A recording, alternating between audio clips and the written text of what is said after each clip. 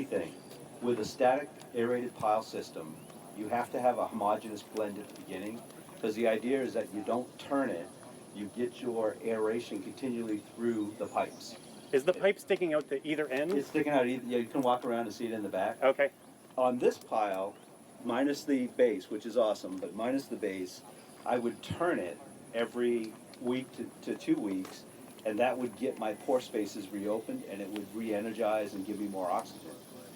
Without a mixer, this pile is no better than this pile without the base.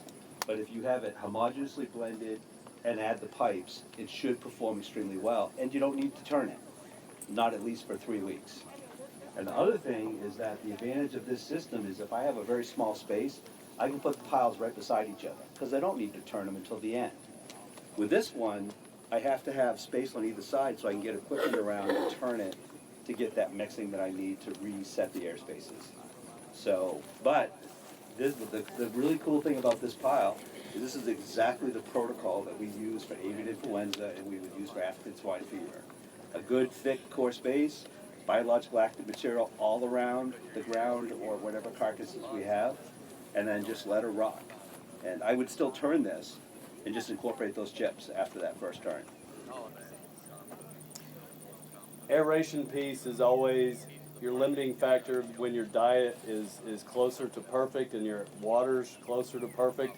Your compost is going to be more active and faster and hotter on the front side.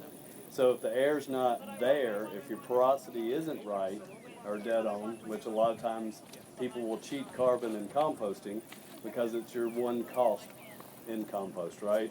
So if you've got a little bit more dense product, forced aeration is what we do on a daily mortality compost facility. We've got little chimneys every 14 inches. So those little chimneys every 14 inches gives you a cold air down below. As it heats because of the microbe activity, it'll push up through, and that hot air is always going to rise up through and create you a hot, fast temperature on the get-go. And it doesn't go away because you're always replacing the oxygen. So the microbes are always staying as active as the food source, the water source, and the air source. Forced air is an insurance, and I love the system because we know that our microbe studies have proven that we're 3.5-fold what other compost can be at. And we know that our beneficial bacteria are happier at 175 than they are at 131. So I'm proud of our aerators.